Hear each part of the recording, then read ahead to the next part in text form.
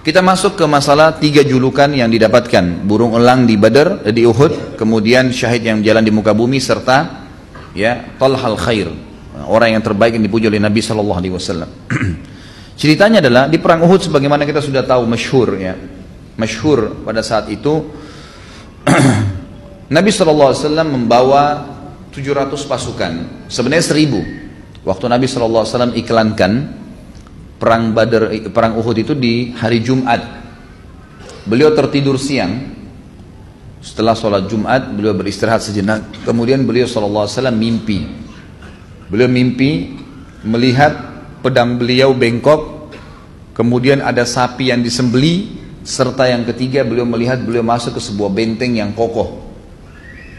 Lalu terdengarlah pada saat itu berita, Nabi SAW tentunya sebelum mimpi sudah dengar berita kalau orang-orang Quraisy sudah keluar dengan 3.000 pasukan dari Mekah. Dan mereka sudah mendekati Madinah.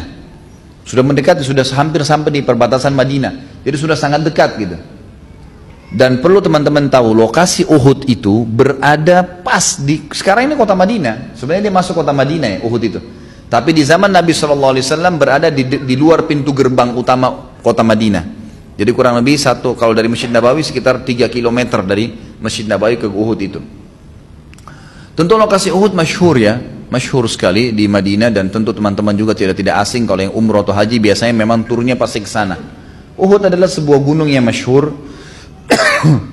Kata Nabi SAW, Uhudun nuhibbu wa yuhibbuna. Uhud adalah gunung yang kami cintai dan juga mencintai kami. Juga dalam hadis yang lain, Uhudun jabal min jibalil jannah. Uhud adalah salah satu dari gunung-gunung surga, kata Nabi SAW. Jadi memang orang yang melihat Uhud itu biasanya senang melihatnya, merasa nyaman, ada ketentraman jiwa, sebagaimana Nabi SAW mengatakan, dan juga dia termasuk gunung-gunung surga. Ringkas cerita adalah Nabi SAW mimpi pada saat itu, lalu bermusyawarah dengan para sahabat, kira-kira bagaimana jalan keluarnya nih, ada masalah seperti ini. Maka berkatalah pada saat itu para sahabat, ya Rasulullah, kalau kita nggak keluar, ada 2 kemungkinan, keluar melawan mereka atau kita bertahan di kota Madinah. Lalu kata para sahabat, ada sahabat yang mengatakan seperti Hamzah bin Abdul Muttalib yang nanti mati syahid di Uhud gitu kan, Ali bin Abi Thalib, kemudian Talha bin Ubaidillah, dan beberapa sahabat-sahabat Nabi yang lain. Mereka sepakat mengatakan, ya Rasulullah, kita keluar aja hadapin mereka, nanti kita dikira pengecut. Kalau kita bertahan, benteng kita tutup pintu gerbangnya, dikira pengecut, walaupun kita bisa melawan dari dalam. Sementara orang-orang munafik umumnya, orang-orang munafik diantaranya pimpinan mereka Abdullah bin Abi Salul mengatakan, ya Rasulullah, kita bertahan aja di Madinah. Mereka tidak akan bisa tembus bentengnya Madinah. Kita panahin mereka, kita serang, ini biarin aja begitu, mereka tidak akan tembus. Lalu akhirnya sahabat ada yang cenderung dengan keluar, ada yang mengatakan tidak, ada juga mengikuti pendapat tadi pimpinan munafikin ini. Akhirnya simpang siur lah.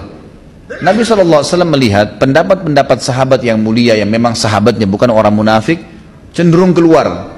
Maka beliau pun menggunakan baju perangnya, kemudian beliau masuk menggunakan baju perang, menyiapkan kudanya, perisainya, segalanya, masuk ke dalam rumah lalu keluar. Pada saat beliau keluar, beliau siap dengan baju perangnya. Sebelum beliau keluar, beberapa sahabat saling bermusyawarah lagi mengatakan, mungkin Nabi SAW lebih cenderung dengan pendapat tinggal di Madinah, jangan sampai kita maksa beliau keluar. Coba kita tanyain deh. Setelah Nabi SAW keluar di atas kudanya dengan pakaian perangnya lengkap, mereka mengatakan, ya Rasulullah, kalau anda ingin tinggal di Madinah, kami juga enggak masalah, biar kami bertahan di Madinah.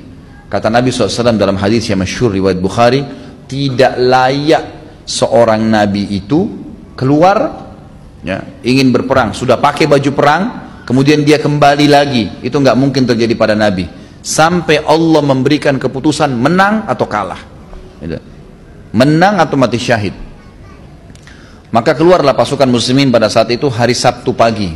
Hari Sabtu pagi. Tentu ada beberapa kisah-kisah di perang Uhud yang bisa anda dengarkan dalam ceramah-ceramah saya di masalah Uhud, seperti kisah tentang sahabat Nabi Khuwairik. Dan juga ada beberapa kisah-kisah sahabat Nabi, ada yang mati akhirnya masuk neraka, ada yang mati akhirnya masuk surga. Termasuk ada seorang Yahudi, pendeta Yahudi yang masuk Islam pada pagi itu, tidak sempat ya sholat duhur karena keluarnya di waktu duha. Keluar langsung pergi ke perkebunan di sekitar Uhud, berhadapan sama musuh lalu berperang. Lalu orang Yahudi ini mati pada saat itu. Kata Nabi SAW, siapa yang ingin lihat penghuni surga yang belum pernah sujud sekalipun, ini orangnya. Jadi memang kelebihan-kelebihan yang terjadi. Tapi itu bukan bahasan kita adalah Talha radhiyallahu anhum. Pada saat terjadi perang Uhud, Nabi SAW dengan 700 pasukan, tadinya 1.000, 300 orang di antara mereka orang munafik, dipimpin oleh Abdullah tadi, pimpinan orang munafikin.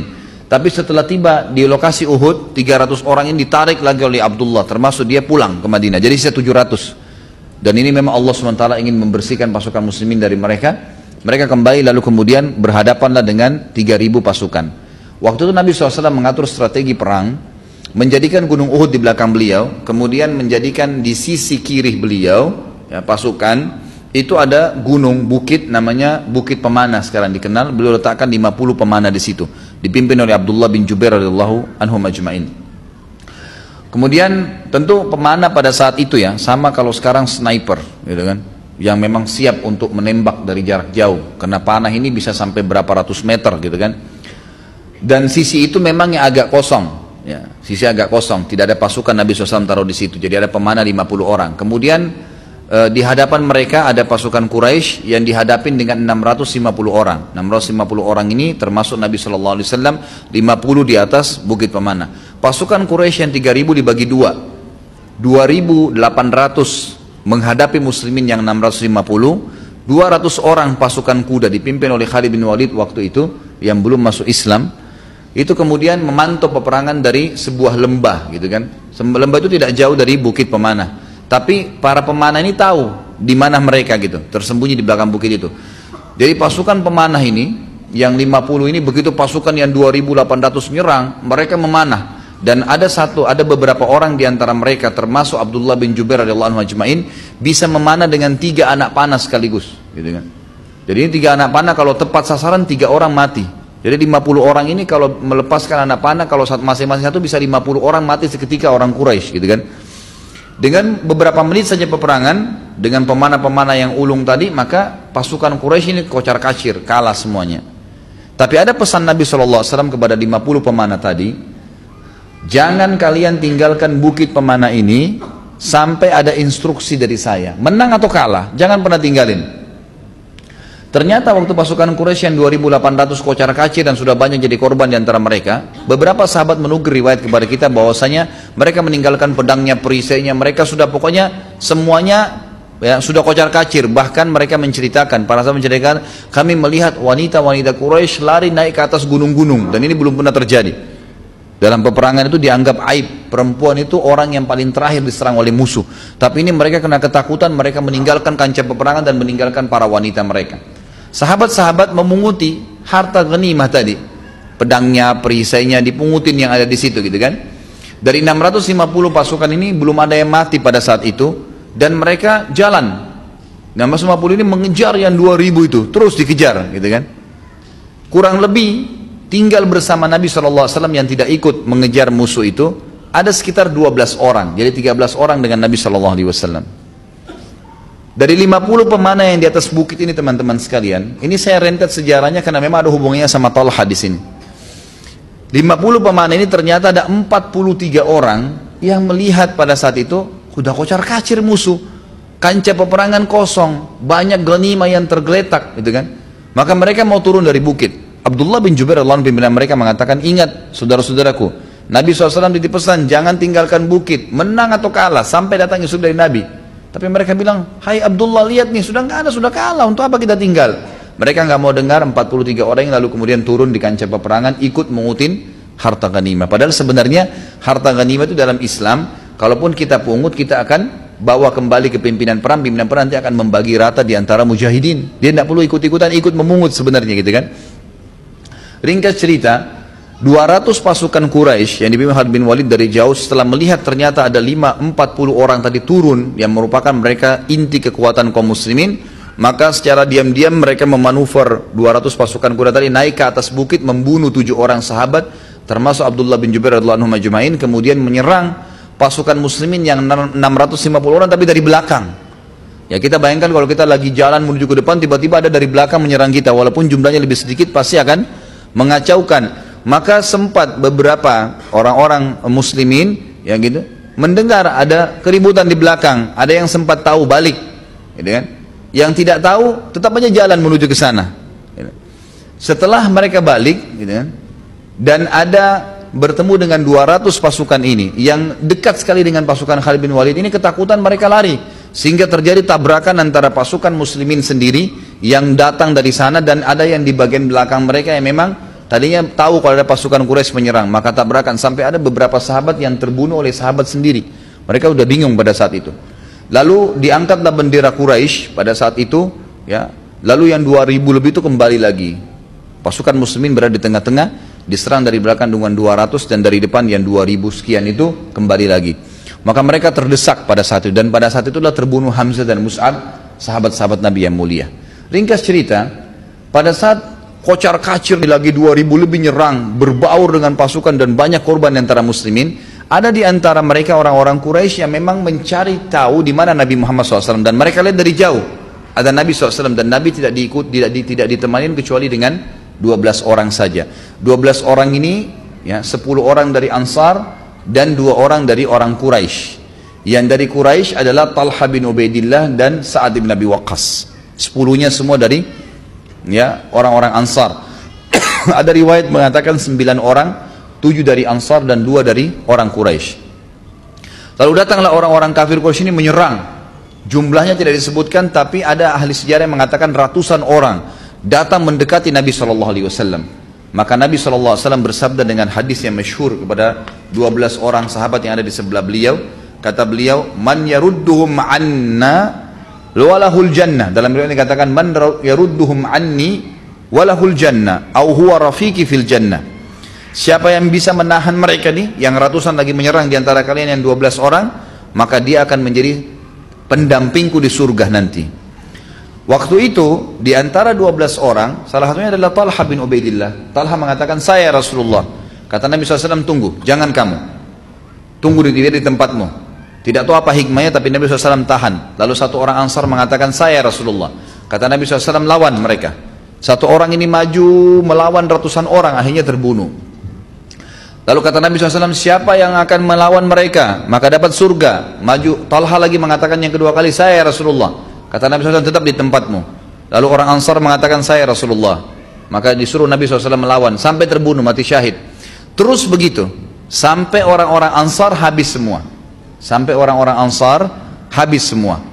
Ada riwayat lain yang mengatakan bahwasanya yang bersama dengan Nabi SAW pada saat itu cuma Talha. Tapi yang kita pegang riwayat Talha dan Sa'ad.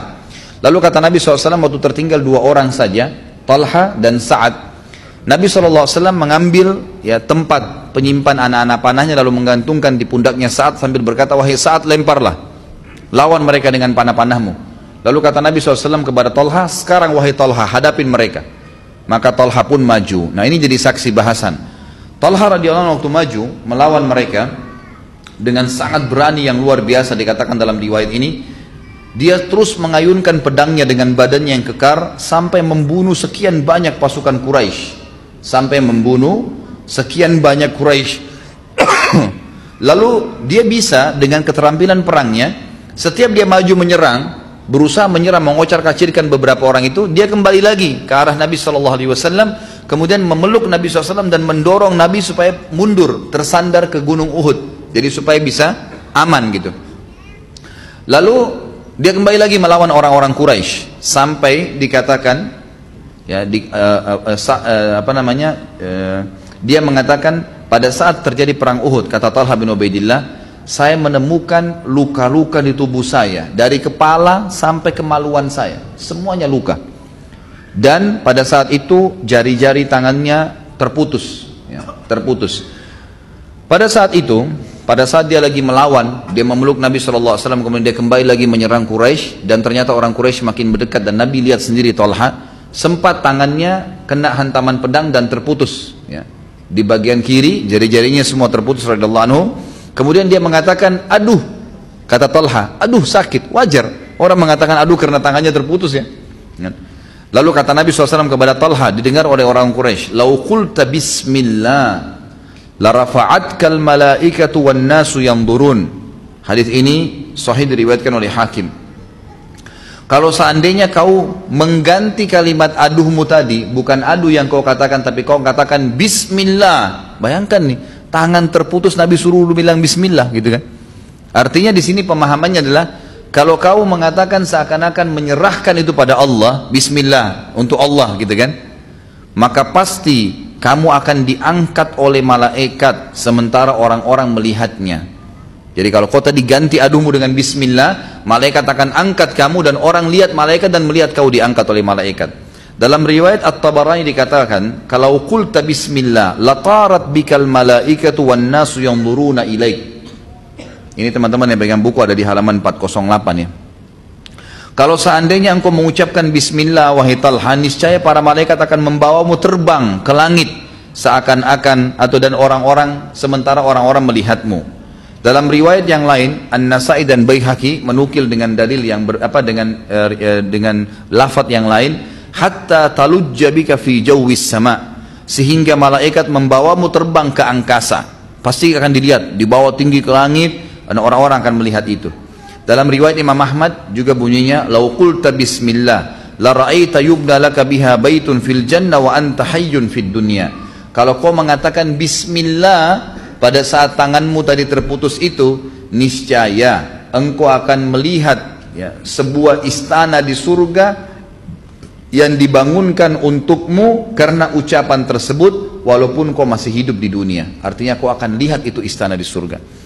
Sebagian ulama mengatakan makna daripada perkataan Nabi SAW kepada Talha ini bukan khusus untuk Talha, tapi semua orang yang mati syahid atau sedang berhadapan di medan perang, apapun yang terkorbankan dari dirinya, tangannya putus, kakinya putus, badannya luka, kalau dia mau langsung Allah perlihatkan ke dia janji Allah, dia mengatakan bismillah. Seperti itu yang dimaksudkan, artinya bismillah ini untuk Allah, tangan saya mau hilang pun gak ada masalah gitu kan. Seperti itu. Maka ini yang dimaksud dengan makna hadis Nabi SAW. Kemudian dari riwayat lain, Qasi bin Hazim berkata, ia berkata, aku melihat tangan Talha lumpuh karena melindungi Nabi SAW di perang Uhud. Riwayat lain menjelaskan, dalam perang Uhud, Talha, di dalam tubuh Talha terdapat 39 atau 35 luka dan jari-jarinya lumpuh, yaitu jari telunjuknya dan jari tengahnya terputus. Kemudian pada saat itu Talha karena kecapean menghadapi sendiri, akhirnya Talha bin Ubaidillah pingsan, dilumuri darah, luka semua badannya. Pada saat dia pingsan, bertepatan dengan waktu yang bersama, Nabi SAW sudah tinggal sendirian, gitu kan? Ini sebuah riwayat ya. Abu Bakar pada saat itu sudah datang ke pasukan, ya, mendekati Nabi SAW. Maksudnya datang dengan pasukan mendekati Nabi SAW. Lalu kata Nabi SAW, tinggalkan saya dan urus saudaramu Talha. Maka Abu Bakar pun mencari Talha. Talha ternyata sudah jatuh dalam kondisi pingsan dan dilumuri dengan darah, tapi belum mati pada saat itu. Dan pada saat Nabi SAW dibawakan badannya Talha yang penuh dengan luka dan pingsan, beliau bersabda, ini hadis yang masyhur dan ini yang dipasang di player kita. Hadis ini diriwayatkan oleh At-Tirmidzi dan Hakim dan disahihkan hadis ini oleh Syekh Albani. Dikatakan, man ahabban yanzura ila syahid yamshi ala wajhil ard falyanzur ila Talha bin Ubaidillah. Barang siapa di antara kalian yang mau lihat orang mati syahid yang masih jalan di muka bumi, maka sebaiknya dia melihat Talha bin Ubaidillah. Abu Daud At-Tayalisi meriwayatkan bahwasanya dari Aisyah radhiyallahu anha, jika ya, disebutkan perang Uhud di depan Abu Bakar, maka Abu Bakar sambil menangis berkata, hari itu semua miliknya Talha, karena dialah yang membela Nabi SAW sendirian sampai Nabi SAW tidak jadi diserang oleh musuh. Anaknya sendiri Aisyah dan Ummu Ishaq, dua anak perempuan yang sudah kita sebutkan namanya tadi, berkata bahwasanya perang Uhud, pada perang Uhud ayah kami mendapatkan 24 luka. Di antara luka-luka tersebut ada sebuah luka di kepala yang berbentuk segi empat, urat nadinya terpotong sehingga jarinya lumpuh. Sisa lukanya ada di tubuhnya. Talha tidak kuasa menahan pingsan, padahal Nabi SAW pada saat itu masih membutuhkan bantuan, tapi dia pingsan, sudah nggak bisa lagi untuk membela Nabi SAW. Lalu Nabi SAW menyebutkan karena perilaku Talha juga itu, aujaba Talhatu hina sana'a bi Rasulillah SAW ma sana'. Talha berhak atas surga terhadap apa yang dilakukan pada saat membela Rasulullah SAW. Ada juga terjadi hal yang sederhana di situ sebenarnya, tapi ini hal yang mesti diketahui kalau kita sedang di kancah peperangan nih, apalagi membela ya orang-orang ya, pemimpin perang. Di sini kedudukannya Nabi SAW pada saat itu. Talha bin Ubaidillah memiliki adab yang luar biasa, dan ini penyebab daripada lukanya hilang pada saat itu. Salah satu luka parah Talha ada di pahanya, yang sampai sobek dari paha sampai ke lututnya. Kita bayangkan kalau kena sabetan pedang, dari paha sampai ke lutut sobek, keluar darah, gitu kan. Pada saat itu dia masih luangkan waktu menyerang musuh dan kembali kepada Nabi SAW. Pada saat Nabi SAW sudah dilihat oleh Talha butuh untuk disandarkan gunung Uhud agar beliau naik ke atas, maka Talha waktu itu waktu mau kembali ke Nabi SAW kakinya sangat sakit dan dia berada di bawah, tidak pakai kuda Talha ya. Sementara yang menyerang ini pakai kuda yang dilawan oleh Talha, jadi dia lari ke sana kemudian dia kembali lagi ke sini seperti itu. Maka Talha merasa nggak bisa jalan, sobek kakinya. Tapi karena dia tidak ingin membuat Nabi SAW ya, terganggu dengan keadaan fisiknya, dia memaksakan diri untuk jalan seakan-akan normal sampai berhasil menyandarkan Nabi SAW di gunung Uhud. Lalu beliau tunduk ini berarti lututnya kelipat, makin besar sobekannya gitu kan. Kemudian membuat Nabi SAW naik di pundaknya, lalu mendorong Nabi untuk naik ke atas. Subhanallah, dalam riwayat ini dikatakan justru karena perilaku Talha itu Allah sembuhkan, sobekan kakinya tiba-tiba hilang gitu kan, dan dia bisa jalan normal kembali. Ini kurang lebih yang terjadi di kancah peperangan Uhud, dan ada 3 julukan tadi ya. Dia adalah orang yang burung elang ya, sebagaimana disebutkan oleh para sahabat. Talha adalah burung elang yang ada di Uhud.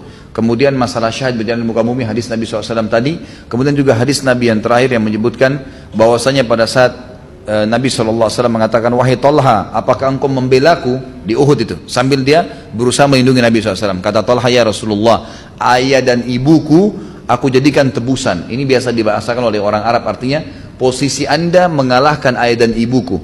Maka kata Nabi SAW, wahai Talha, kamu adalah Talhal khair. Kamu adalah Talha yang merupakan sahabatku yang paling baik. Di buku ini disebutkan juga bahwasanya Talha paling gemar membela sahabat-sahabatnya, sahabat-sahabat Nabi. Di antaranya yang paling sering dicaci maki oleh orang orientalis, sahabat Nabi yang masyhur adalah Abu Hurairah. Begitu pula dengan kelompok-kelompok Syiah yang mengatakan Abu Hurairah ini sebenarnya sahabat yang masuk Islamnya cuma beberapa waktu, kemudian kok bisa hafal sekian banyak hadis. Ternyata dari riwayat yang dinukil kepada kita, dan riwayat ini ya, semuanya thiqat, rawi-rawinya, dan diriwayatkan oleh Imam Tirmidzi, dan juga Al-Hafidh Ibnu Hajar menghasankan hadis ini.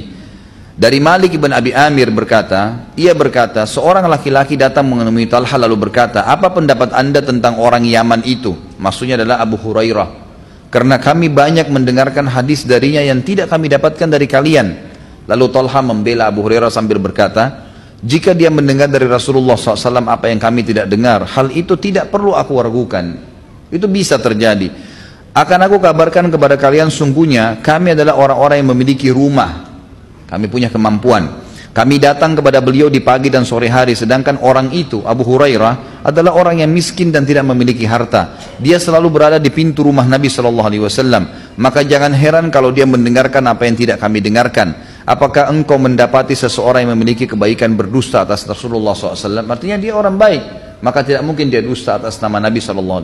Jadi di sini Talha memberikan pembelaan kepada Abu Hurairah yang selama ini ya diasingkan atau diburukan oleh orang tertentu.